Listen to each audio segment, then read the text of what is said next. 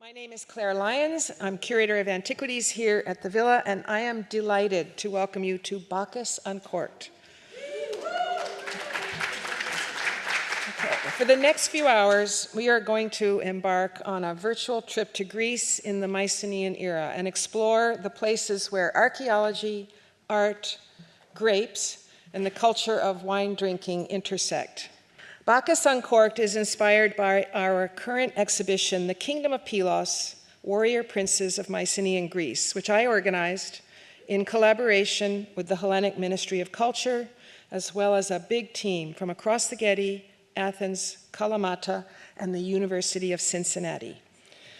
According to the epic poet Homer, sandy Pylos was the homeland of the legendary King Nestor in the southwestern Peloponnese.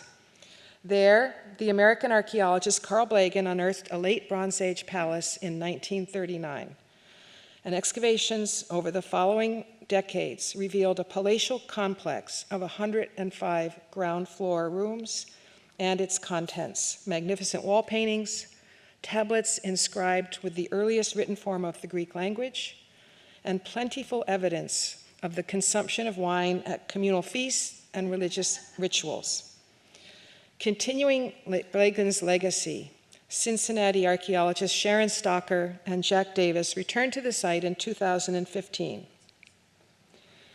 And there, they uncovered a Mycenaean grave, dated to about 1450 BCE, that sheltered some 1,400 artifacts and the remains of a man known as the Griffin Warrior.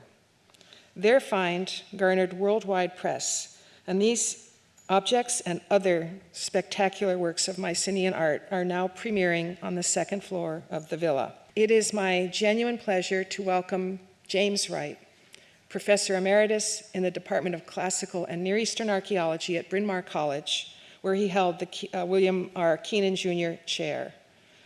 Jim's primary research is in the evolution of complex societies in the Aegean, with special interests in architecture, urbanism, burial customs, and foodways. Between 2012 and 2017, he served as director of the American School of Classical Studies in Athens. He has excavated extensively at sites in Italy and Greece, including ancient Nemea, celebrated for its wines in antiquity and still today, where he also directed the long-term Nemea Valley Archaeological Project. As the author and editor of 6 books and many dozens of specialist studies, Jim is widely regarded among the world's leading authorities on the Mycenaean and Minoan worlds. Jim has just returned from leading the University of Toronto excavations at the site of Komos in Crete, which was a vital crossroads of Mediterranean exchanges during the Bronze Age. After Jim's talk on the archaeology of wine, I'm going to invite our dear friend and collaborator, Diego Meraviglia, to take the stage. You have a fan club. A professional sommelier whose recommendations have shaped Bacchus Uncorked for several years, Diego is president and director of education for the North American Sommelier Association. In 2008, he obtained the Gold Pin certification with the Italian Sommelier Association and the Worldwide Sommelier Association, the WSA. He is a certified master taster and a certified specialist in wine, a CSW, with the Society of Wine Educators in the United States. A native of Italy, Diego is passionate about archaeology and ancient European history, and he's going to introduce us to the traditions of Greek grape cultivation and will profile the 4 wines that are going to be served to you tonight. So without further ado, Jim and Diego will speak for about the next 45 minutes, and I'm going to ask Jim now to take the stage.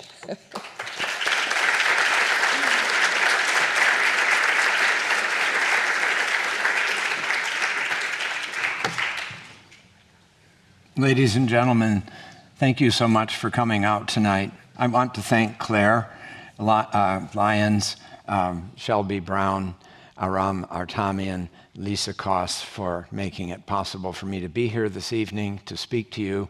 I'm deeply honored to be here at the Getty and particularly to speak about wine during the Mycenaean period. It's something that I could speak to you about for several hours, and I will not do so, refrain from doing that, and start my lecture having you look very closely at this spectacular golden cup from Mycenae. There are 4 of these cups from Mycenae. And if you're looking closely, you'll say, wow, look at those handles. They are really something else. You know, they're dogs. Why are dogs biting the handle of a golden cup for drinking wine? Well, these are not your bedroom dogs. These are dogs that are for hunting, and they're specially for hunting wild boars. I'm sure that none of you have ever been standing in the bracken and seen an 800 or 1,000-pound boar crashing out of it with its tusks ready to stab you and push you down. But that's what they did regularly during the Middle and Late Bronze Ages of Greece, and particularly during the Mycenaean times. And if you killed one of these animals, and especially if you killed one of them with a lance, not using a net, you got a golden cup. And that's what that cup is for. There's not just one. There were 4 of these found at Mycenae, and they date just to the beginning of the Pylos period at Mycenae. The earliest example of this that we actually know that forms the sort of characteristic of the hunter-warrior is a hunter-warrior burial at the site of Colonna on Aegina, which was a real major center at the end of the Middle Bronze Age, transition to the Late Bronze Age. And this warrior has a long sword that was made in Crete, perhaps at one of the manufactories at Knossos. He has a dagger, he has a lance, he has some gold baubles, but what he really has is the collection of white boar's tusks that you see there. Those tusks were taken and turned and knitted together into helmets.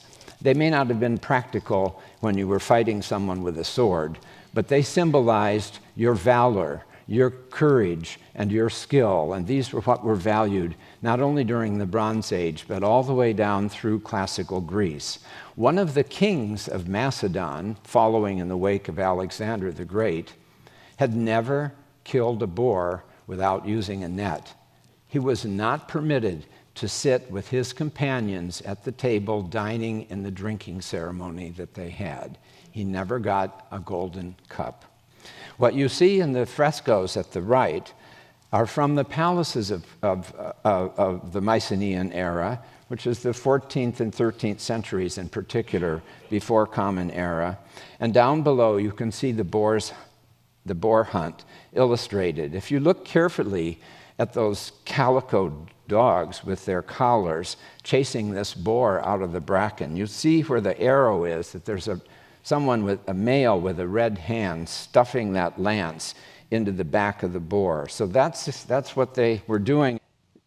In antiquity, in the ancient world of the Mediterranean, and particularly of Macedonia and Egypt, there were 2 alcoholic beverages that were drunk, beer and wine. So the question is, why beer? Why wine? Which one do you prefer?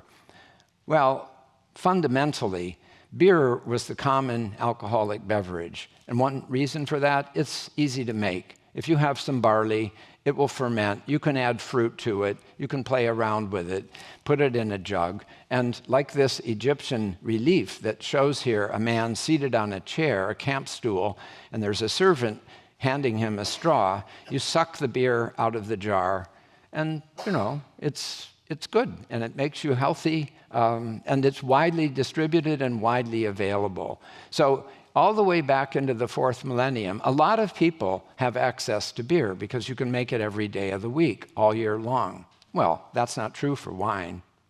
Wine comes from Vitis vinifera, the domesticated grape. So first it has to be a domesticated grape to make a decent wine. Then you have to know how to make it. And you can only make it once a year after you pick the grapes. You have to tend the vineyards. You have to have the skill to know how to select the grapes. And it's specific not just by its vintage, but also by its domain. So here we have in the picture on the right a wine jar that was in King Tut's tomb. King Tut ruled in the 1320s BCE, was the pharaoh of Egypt. Pharaohs back to the first dynasty had bottles of wine sent into their burials because they needed this wine in the afterworld. And if you look at that jar, what you can see is there's some writing up on the shoulder of it. And that writing says, Year 5, very good Shedda, of the east estate of Aten of the Western River, Chief Vintner, rare. Sorry for the pun, but this is a rare wine with a very, very good domain, and it had its own special terroir. The Western River is the Nile Delta region. In my excavations at Komos in Crete, we have wine vessels imported from that very region. We know exactly where those wine vessels were made because we've examined the ceramics from them. So this is something very special about wine. And in addition, it's highly transportable, and that's not something you can say for beer. So wine becomes an elite product with all those special characteristics that you love in wines. And it was shipped around the ancient world. This is a diagram, a map that shows the Uluburun wreck off the coast of Turkey that went down sometime around 1310 BCE. When it went down, it went deep down into the water, and the cargo spilled out of the ship as it wrecked and fell down into the deep waters. The archaeologist divers who recovered it mapped very carefully everything they found from the hull of that ship.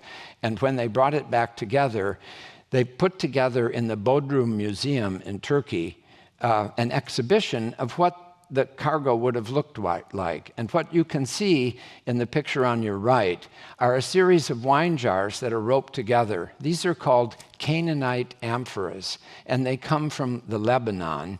And they probably carried wonderful red wine from the Bekaa Valley of Lebanon that is still produced today. So that's one of the things that was being shipped in this wonderful cargo. In the back of it, there are also jars that have terebinth resin in them, which is pine resin. And although it has many industrial purposes, when I was a student working at Nemea, I was trying to glue a wine jar together, and in those days we used a Bunsen burner to heat up the pieces of pottery because we were using fish glue. And as I heated up the pottery, this aroma of resin came to my nostrils, and I turned to the director of the excavations and I said, "Do you know that this was Retsina?"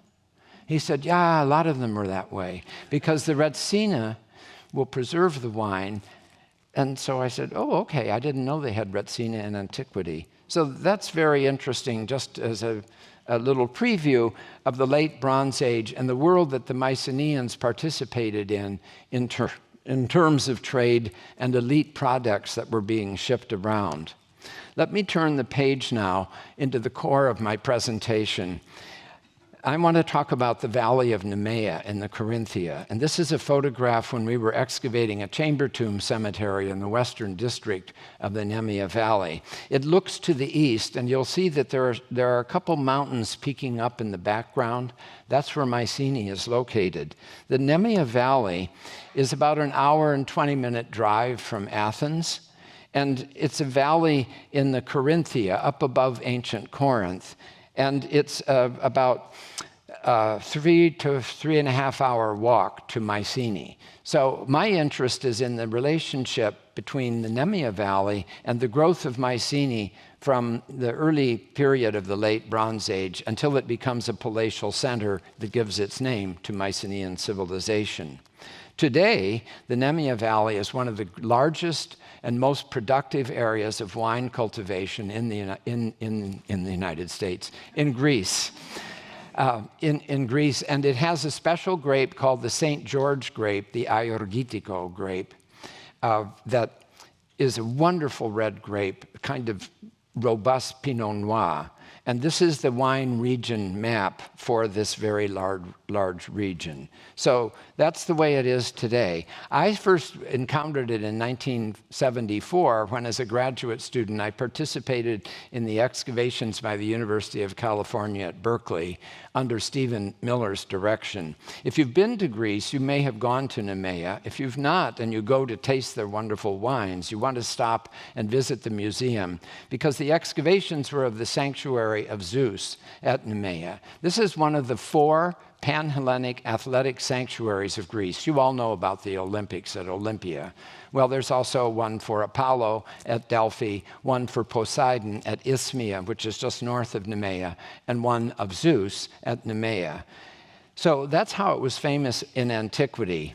And it was probably famous for its wine in antiquity, which I'll get to in a moment. It certainly is famous today because in the mid-19th century, the phylloxera blight hit the French vineyards, and it completely stopped the production of wine throughout much of France. French vintners needed to continue to produce wine, and they looked for areas south of them in Spain and in Greece, and particularly in the northern Peloponnesus. And they sent vintners down to work with the locals there to encourage them to grow grapes because they weren't affected by the blight. And there was then families in the Nemea region then began to move down around the Temple of Zeus, and one of those was the Papagiannou family, and this is their label on the left. They moved down in 1876 and started planting Ayurgitico grapes. In 1937, after many years of cooperation with vintners in Bordeaux and elsewhere, the local association of vintners throughout the Nemea region created their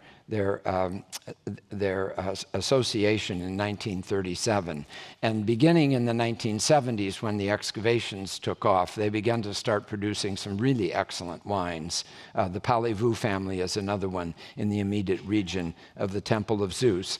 And in addition to this, there's a long tradition of growing grapes in the region.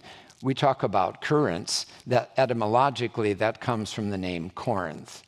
So grape production, wine production is something that's well known in the Nemea Valley. So Professor Miller asked me in 1981 if I would undertake excavation of a hilltop that was just west of the sanctuary of Zeus. And so in 1981 and 82, my wife, Mary Dabney, and I started exploring that hilltop, which had been partly excavated in the 1920s, wanting to understand if it was worth carrying out an excavation there. Well, it turned out there was, and we put together the Nemea Valley Archaeological Project, which went from 1984 to 25. Berkeley will be starting a new project there in the coming years. Here's the team in 1986. We had over 70 people on this project, and that's partly because Jack Davis, who was a very close friend of mine, we met at Pylos in 1974, came, and I asked him if he would put together a survey of the whole Nemea Valley, all 85 square kilometers. So they brought teams, he and his colleagues brought teams of students to document all the standing remains throughout the Nemea Valley. We were young radicals, and we brought a lot of scientists. We wanted to understand the changes in the environment and human occupation in the valley from as early as we could document it, which turned out to be about 25,000 years ago, down to the present. We had an anthropologist studying the local people and the agriculture and the history of the valley in the 19th and 20th centuries. We had a palynologist from Britain come and do pollen cores in order to record the changing history of the environment and the ecology and vegetation in the valley from as early as we could document it down into the present. And we set up standards for excavation for recovery of as much as close to 100% of everything that was in the soil that we could possibly recover.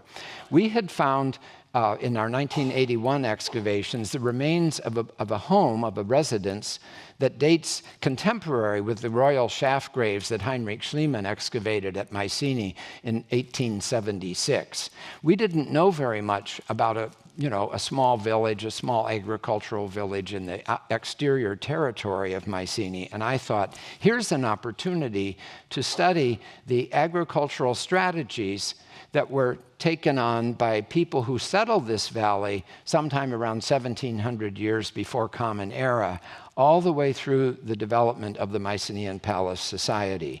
This building had been burnt and collapsed, and when we lifted a mud brick wall in the second room, we looked underneath it and we found over 200 cloves of garlic. This was the first time that we'd found garlic in in excavations in Greece, our botanist Julie Hansen from Boston University recognized it. It was probably hanging on a string on that mud brick wall and then was carbonized in the heat of the fire.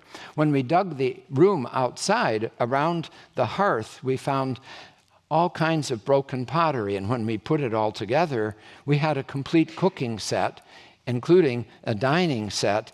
And I looked at those two cups that have two handles each, and I said, oh my God, these are wine goblets, just like the ones in the royal shaft graves at nearby Mycenae. And there's a dipper for filling up the goblets with wine, only we didn't know whether or not it was wine. So we kept digging. As we dug in a nearby trench, we hit a deposit of well over 1,000 grape pips. And Julie looked at them under the microscope, and you can see the photograph of them, and she said, oh, they're probably producing wine as early as 1600, 1650 years before Common Era, long before the palace was developed at Mycenae. And the reason we knew this was because the pedicels, those little tags that the grape hangs the grape onto the vine, were still preserved, as well as some fragments of the skin of the grapes. In other words, they were all gathered together, probably in a basket, and they were either being transported over to some place where they would be stomped on to get the juice out of them, to ferment them. As we continued our excavations elsewhere on the site, which went all the way down through the entire Mycenaean period, we discovered over 40,000 grape pips. This is the largest deposit of grape pips in Bronze Age Greece ever excavated. Well, this was clearly wine production on a pretty large scale. We didn't excavate all of the settlement, and there probably was much more of that than we recovered. The village vintners went nuts. They said, oh, this has to be the Archaeologist. It's got to be the St. George grape because it's our grape. This is a native grape of the region. We couldn't do the DNA work to prove that. But one thing we do know was that the neighboring valley of has a city-state called Phlius in antiquity. And the writers of antiquity said that the Phliasian wine is one of the great wines of antiquity. So they love to claim that the earliest wine, of course, is the Archaeologist, and that we dug up the evidence to prove it. So that says something about what our settlement was doing in relation to Mycenae, but we didn't have the evidence to make the real connection until we found a huge pit. And as we excavated the pit, we realized it had hundreds of wine cups in it. You can see them in the slide on the right there. These are the kylakes, or drinking goblets of wine. They're made out of clay and fired in kilns, and there were hundreds of them in this deposit. And we said, oh my Lord, this is the evidence we're looking for. And with them were dozens of little idols of female deities and many animal figurines that were part of the deposit. And we said, oh, these are all religious objects. Then we found all these fragments of a large statuette.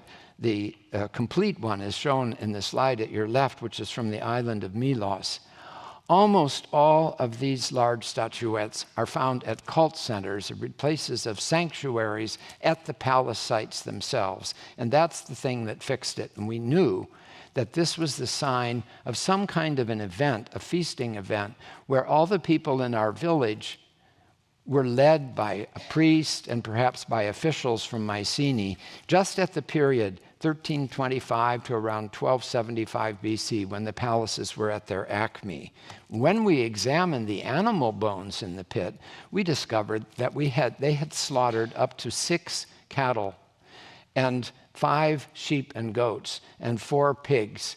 And our bone analyst said, you could have fed everybody in the valley and surrounding region. So it may have been a feast just at harvest time, perhaps when they were sending the wheat or barley that they had gathered, maybe also sending some young sheep and pigs over to Mycenae as part of a way of paying tribute to Mycenae and receiving services from Mycenae that they needed, for example, oxen to pull the plows. And this is what it would have been like, perhaps a procession that went from Nemea to Mycenae, carrying the goods after the big feast, And this is what they would have seen as they came out of the Nemea Valley, approaching the citadel of Mycenae, going through the Lion Gate, processing by the grave circle on the right, and then going to the sanctuary, where we now, from recent excavations, also have evidence of feasting going on, and then proceeding up to the palace on the top of the citadel. So that's the story in brief of our excavations at Chungitsa that show how Mycenae, as it expanded and became a state, needed territory for agriculture and for animals that could be used throughout the kingdom of Mycenae at that time.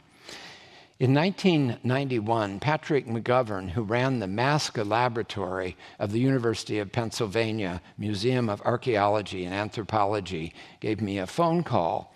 And he said, "Jim, I know you've been digging, and I hear that you found some grape seeds." And I said, "Yeah, but we really haven't analyzed them yet. We really don't know how to make sense of them." He said, "Well, I'm organizing a conference, and I want you to come and give a paper." And I said, "On what?" And he said, "Oh, it's going to be Robert Mondavi at their Mondavi winery." I said, "Oh, I love wine." I said, "You know, I can come?" He said, "Yes, I want you to give a paper. You know a lot about the Minoans and on Crete and the Mycenaeans. So figure out something that you'd like to give a paper on." So I gave it some thought, and I thought, I don't know anything about this at all. I'd been thinking about state formation and all kinds of other theoretical stuff. And suddenly my research took a right turn, and it completely changed my career. I wrote an article called Empty Jugs and Empty Cups and Empty Jugs, the social role of wine in Minoan and Mycenaean societies, because I wanted to back away from this issue and understand what was the role of wine as a social practice. I mean, there was a lot of things that I could see and things that I understood, but nobody had ever really asked the bigger question. So just to give you an example of what I have published in that article, in that book of 1995, this terracotta chalice comes from Crete. It comes from a sanctuary where young men would basically go out to a YMCA camp with older men who were going to initiate them into the world of adults. And there were lots of ceremonies when they were out in the slopes of the wilds of Katosimi, on the hills of southern Crete. And at some point, they all got together and they got these terracotta chalices. And almost certainly, part of it was drinking wine. Maybe the age for drinking alcohol in the Bronze Age was 15, I don't know. At any rate, it's part of an initiatory celebration. And this chalice is very interesting, as you'll see. Then I noticed that there were a lot of jars from the site of Akrotiri on the island of Santorini, of ancient Thera. It blew up about 1550, and the volcanic ash buried the city of Akrotiri completely. There are 4-story buildings under the ash. So all of these houses are beautifully preserved. Here's a jar from one of them that would be filled up with wine that could be poured out, probably into a drinking vessel, a crater from which it would be dipped into cups for people to drink wine. And why do we know? Because there are grapes hanging in clusters from the handles of the jar. As I continued my research, I realized there were a lot of wall paintings, particularly at Knossos. And this one, the so-called camp stool fresco, had really interested scholars over many years. It's very many broken scenes of people sitting on camp stools, and some of them are raising their hands, holding a goblet. That goblet that you see there with the 2 handles is a Mycenaean goblet, and the decoration on it in those linear bands is actually precisely datable to late Minoan 3A1, which doesn't mean anything to you, but when I saw it, it means this is a Mycenaean fresco at Minoan Knossos, because the Mycenaeans took over Knossos. They invaded, or they got in, and they overthrew the ruling dynasty, and they occupied Knossos. So this is painted under Mycenaean rule in Cretan Knossos. And one of the figures that you see on the right is holding in his hand, we think these are males, a chalice, a Minoan chalice. So perhaps we had remnant nobility from the Gnossian hierarchy and Mycenaean overlords sitting down, drinking wine, and making up after the conquest. We don't know. But what we do know is the Mycenaeans really took seriously the drinking of wine. And in the photograph on the left, what you see is the silver wine service from an underground chamber tomb excavated at the site of Dendra, which is about a 40-minute walk from Mycenae. This hunter-warrior burial with arms and daggers and all kinds of things for his hunting and his warrior activities was buried with this beautiful silver wine service. You can see the two little drinking cups at the side. The one with the two handles is a blown-up version of a goblet, but we call it a crater because it will hold over a gallon of wine in it. And they would pour the wine out into the cups like Plato's Symposium, and perhaps someone was running the show and said, what are the stories that we'll talk about today? And maybe the subject was hunting the wild boar. Maybe the subject was making sure the tribute comes in from the villages like Nemea. So this was really interesting to me because nobody had ever put all this evidence together. There clearly was a wine drinking ceremony, and there clearly was evidence of feasting. So I thought, we have these burnt tablets from the palace of Nestor at Pylos about 1200 BC, which was devastated. It was a catastrophe. Whatever happened to the palace, it burned to the ground. And all of these clay tablets that the scribes recorded evidence on were burnt and turned into terracotta. Otherwise, we wouldn't have this evidence today. There are almost 1,000 tablets from the archives room at Pylos. I've selected one to show you. When they wrote their script, which is a syllabic script, like combinations of consonants and vowels, and it got deciphered, we could read it and we realized it was ancient Greek, so it's not that difficult to read. But if they wanted to talk about an object, like a vessel, they'd draw a picture of it. So these pictograms or ideograms, particularly on this tablet, are really interesting. They have a little cup, they have goblets, they have the chalice, and they're made of gold, and they were dedicated, so we're told by this document, to Poseidon in a festival of Poseidon and to other deities, along with honey and other things, at a sanctuary site called Pakiana that is just outside. We don't know exactly its location, but it must be near the palace of Nestor at Pylos. Well, this was really interesting because this is the only tablet that has those three cups, and they're golden cups. I said, oh, this is great. So the article continued. I realized that those selection of cups were part of an iconography that was developing in Mycenaean art and representation. As the Mycenaean culture grew, not only did they take over Crete, they took over the islands, all the way over to Rhodes, along the coast of modern Turkey, and all the way to Cyprus. So they're trading and working all the way along the Levant and down to Egypt, just as I showed you at the beginning, where the Uluburun wreck was circling in that area. This diagram on the right is the broken shoulder of a huge crater that contained wine. So imagine a warrior who's got this wonderful woven robe that you see illustrated, and he has a scabbard that has a long sword in it, as you can see. And behind him is a servant. That's not an axe. What that servant is holding is a parasol to keep the sun off his head. And scattered around this warrior, who may be going off for an evening of drinking with his friends, are all the accoutrements of wine, just as we see in the tablet. There's the chalice, there's the dipper, there's the crater or the goblet, and there's the jug for pouring wine. And he's ready to get into his Porsche or Mercedes, which is the chariot. This is elite representation on a grand scale. Can you imagine sitting in a room and looking at this big pot and thinking, oh, now we're going to start dipping the wine from it? And there I am, right there on the pot. Let's proceed. So I told you the palace burned down around 1200, maybe 1190 BCE. 500 years later, 500 years later, forgotten. Pylos wasn't known. There was Pylos and Pylos and Pylos. There were three Pyli. No one in the classical period could figure out where Pylos was. But Homer knew, and he wrote it all down in the Iliad and the Odyssey.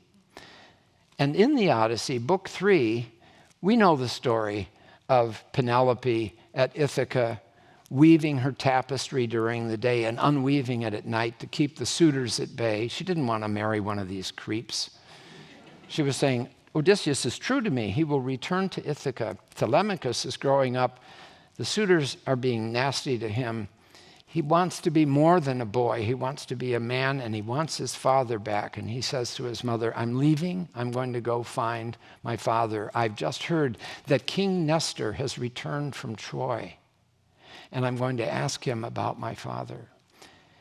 And he got a companion who he thought was an old friend of his, but it was actually the goddess Athena in disguise who protected him.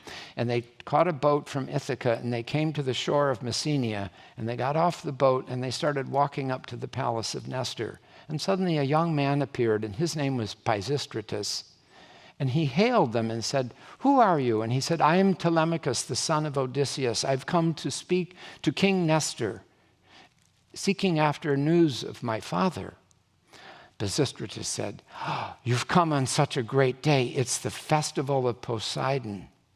Come, and we'll roast meat, and you can partake of it. And I'll give you a golden cup, and we'll drink wine together. And they went up to the palace. And Carl Blegen excavated this palace in the 1930s, 50s, and 60s. And here you can see a reconstruction of the interior of the Megaron. You can see a plan. And in the plan where the arrow is pointing, if you look at the photo underneath, there's a rectangular cutting in the stucco floor.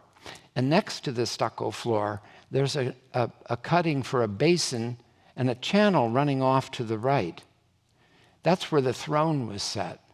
This is archaeology. This is not Homer. This is archaeology. Scattered across the floor of the Megaron were these very small miniature cups, which you could see in the exhibit. They could only be for giving libations to the gods. And Homer tells us, he turns to Telemachus when they're sitting in the Megaron, and he says, now it's time for you, Telemachus, make your prayer to Lord Poseidon and pour a libation of wine to him. Well, I thought, this is great. I thought, we need to do a lot more for this whole issue, because this is all about drinking wine, but they were feasting and eating meat. And what do we know about Mycenaean feasting? So I decided to write a book, an edited book, and invite people to contribute to it. And I turned to Jack Davis and Sherry Stocker, and I said, look, you guys are starting this project at Pylos again. Can you write me an article that'll look at animal sacrifice, archives, evidence in the archives, and feasting at the palace of Nestor? And they said, sure, of course. And I said, okay, great, because I know a lot about it. I've already published on it, but you guys actually have all this evidence from the old excavation and the notebooks. So they did. We knew, for example, that, and if you were looking earlier, you would have seen a slide of the lyre singer this is a fresco from the Megaron at Pylos. And it shows, it's in the exhibit, it shows this man who was singing on a lyre, perhaps singing stories that ultimately became the stories of the Iliad and the Odyssey. What was not shown are these fragments of people sitting on camp stools, and almost certainly there were two of them at each table, and they were raising their cups, toasting and drinking wine. And perhaps there was an oxen nearby that was to be slaughtered.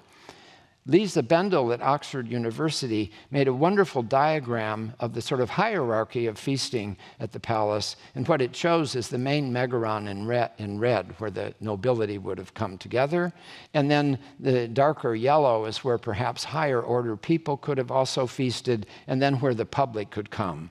What Jack and Sherry investigated was the evidence from the office of the archives room, where the 1,000 tablets were stored. And they discovered in the archives in the basement of the museum at Hora, that there were these deposits of animal bones that had never really been studied. And it turns out that they were the main cuts of beef that were part of feasting, gathered in the office of the archives as a record that these animals had been sacrificed to the deities and the meat had been distributed to the population, were the burnt bones that had been burnt on an altar and kept for the archivists to record on their tablets, and all of these little wine cups for making libations. There was enough material preserved in this assemblage of animal bones to feed between 1,000 and 2,000 people. And in the pantries in green, there were hundreds and hundreds and hundreds of drinking cups of all kinds and kitchen equipment for this feast.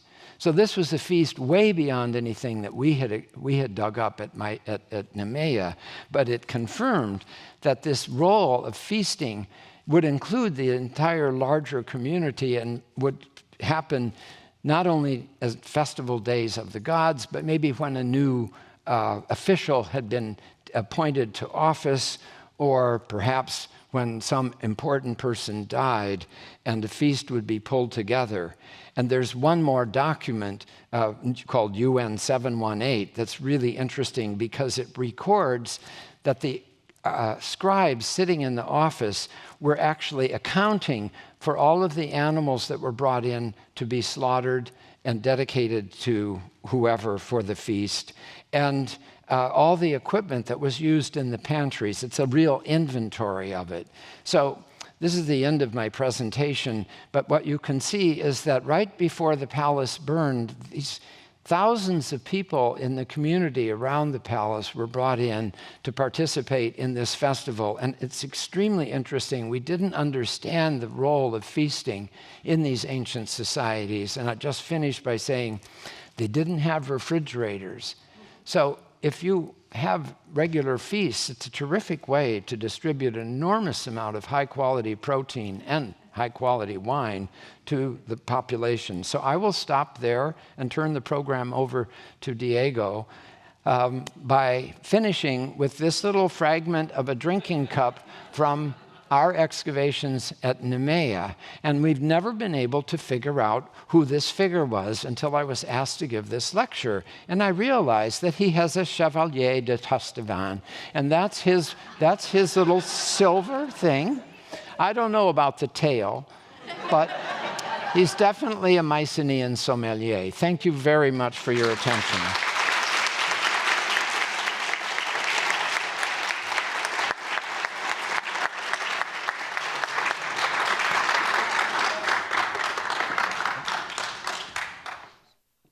Thank you so much, Professor Wright. Absolutely fascinating. Welcome, everyone, ladies and gentlemen.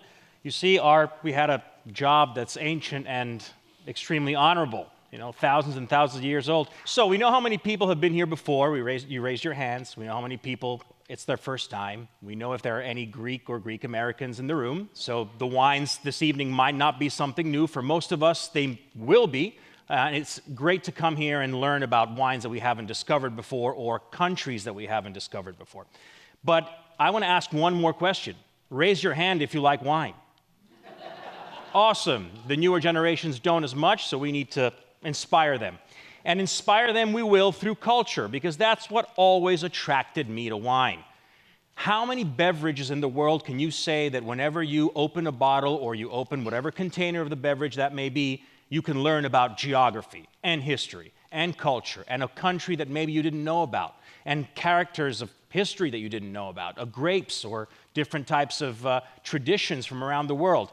Everything that I learned, 360 degrees, I learned through wine. And that includes geography, biology, physics, and whatnot. So obviously, it's an extremely fascinating theme and a fascinating concept, part of human life and human history. And we all know today the New World wines, our wines here in California. We know about the French wines, of course, that were commercially important throughout the last 150 years. We know Italian wine, of course, just as important, and Spanish, but not many people realize how important Greece really is to the history of wine in general, because the Greeks were truly the scholars of European winemaking and European wine tradition that then expanded across the continent, and from the continent, in the 1950s and 60s, expanded around the world, creating New World wine. The famous Paris tasting of 1976, where Napa Valley was put on the international wine map and opened the floodgates. So if we rewind the clock and we go back in history and back in time in terms of wine, we see that the Greeks had an incredible influence in what we drink and how we make wines today. The Greeks, prior to Roman expansion in the European continent, had trade relations with the Etruscans and the Samnites, which were native populations of central and southern Italy. Tuscany, Etruscans, that's their homeland. And they were taught how to grow grapes, how to make wine, certain techniques, certain grape varietals, and certain categories of wine that we take for granted today, but that have very ancient origins. Not just the viticultural concepts, so how to grow grapes, also how to make the wine, techniques, but even more so, the philosophy of wine drinking. We've been talking a lot, Professor Wright's been talking a lot about feasting, about how important this cultural aspect is behind a bottle or a container of wine. And it's truly the ancient Greeks that inspired the Romans, who then expanded this philosophy of wine consumption enjoyment through simple concepts like this wonderful word that I love called nepenthe, which is the name of a medicine, an ancient Greek word, which describes a medicine for sorrow. How many people drink to forget, right? And not just a medicine for sorrow, but a lubricant of the mind, a lubricant of the spirit, and a lubricant of socialization and philosophy. Think of symposiums that were literally brainstorming and philosophy-oriented gatherings with wine served as a lubricant. So this philosophy is extremely important because it goes hand in hand with the way that wine developed throughout history. And if we also look at the map of the wine's origins in ancient history and the way it traveled through the world into continental Europe, and then from there in most recent times across the world, we see that Greece played a pivotal role in the position of gateway from the Caucasus through the Phoenicians, and then the Greeks developed, established winemaking and viticulture and the philosophy of wine consumption into southern Italy with their colonies to the populations that then got incorporated into the Roman Empire, and with Roman expansion, we see this going across the whole of the European continent. Indeed, these pictures that might look like pictures from Greece are not Greece, but are southern Italy. These are Greek ruins in southern Italy, which was known as Enotria, so the land of wine, and it was part of Megale Hellas, so the greater Greece. Here we find a lot of towns and cities like Italy's Napoli, which is Neapolis, the new city. So it's an ancient Greek founded city and colony that had pivotal and important significant roles in the development of wine making and wine consumption. The varietals also from Greece into the southern Italian regions that were Greek colonies like Calabria and Sicily and Puglia, and these grapes as they traveled mutated and slowly then became other varietals today that we may know as Syrah or Cabernet Sauvignon or Merlot, but that have origins in far more ancient grapes that then mutated, crossed with other varietals, and became something new. Viticulture, this type of training, of vine training called Goblet, which is widespread in southern Italy, very widespread in Greece, of course, because it's of ancient Greek origin. This is an ancient Greek technique of vine growing, but also in California. If you go to the old Zinfandel vineyards across California, you'll see them planted and trained in this very way. So whenever you see a vineyard like this, you can think, oh, that's ancient Greek vine training technique, and it produces specific results in the wine, smaller clusters, fewer berries, more concentrated wines, and so forth. So there is a direct result in this technique. Also, the concept of wine flavoring. Professor Wright mentioned Retsina, this wine that contains this kind of pine resin flavor. So the flavoring of wines was something that was established by the ancient Greeks a very, very long time ago. But they also set the basis to the main wine categories: white, rosé, red, and syrupy or dessert wines. These major categories that are classic and schoolbook in today's winemaking and wine consuming philosophy have origins in the ancient Greek world. Wine pressing, extraction of the skins, color and tannin in the skin of the grape. The most ancient wine press was actually discovered on the island of Crete. So we have that there too. And even more advanced winemaking techniques like the use of chalk to lower acidity. We don't do that anymore today, but we are fascinated by how thousands and thousands of years ago, the Greek winemakers would have known to utilize a substance like chalk through the wine to lower the acidity. So an intervention of man, like we do today, in crafting the final libation that we go and enjoy. And then obviously the varietals. The Roman Empire used to import a lot of wines from Greece. I've listed some of them up here, but the varietals as well, like people that know of Aglianico in southern Italy, Greek origin, Gaglioppo in Calabria, which actually there's evidence to show us and make us believe that Gaglioppo was one of the wines served at the ancient Olympics in Greece, so it was an import from the southern Italian region of Calabria. Negramaro, the family of the Malvasias across the world that planted in many different countries have Greek origins, and then obviously Greco in southern Italy. The name itself is pretty clear-cut. With the expansion of the Roman Empire, that philosophy of wine consumption, those techniques of viticulture and winemaking that had been picked up and learned from the Greek scholars were expanded and exported into all the empire and became French wine, Spanish wine, and so on and so forth, Portuguese wine, and so on and so forth that we know today, and from there, the rest is history. So Greece has a very important role in the history of wine, although commercially, today, we seem to ignore it a little as a country because of not a heavy commercial presence. So what are Greek wines in general? So Greece is a country that's prime and ideal for grape growing and winemaking, as you would expect. It's a patchwork of island viticulture. Most of the vineyards are across the various islands of the country, heavily marine influenced. What you'll notice in many of the wines tonight is this note of salt that comes through, this minerality, as we sommeliers like to say. There's this classic iodine, seawater, oceanic element to the wines that comes from the terroir. Terroir translates into environment, so the environment in which the grapes are grown. There are 8 main wine regions in Greece, and this evening we are focusing on the region of the Peloponnese. Here's all of the country of Greece, and within Greece, the Peloponnese, a rather large region, is where we're going to focus on for the wines that have been selected today. Absolutely beautiful. I know everyone goes to the Greek islands. They're more famous and more touristy, but do not let yourself get away from a chance to visit the Peloponnese if you are in the area. It's absolutely stunning.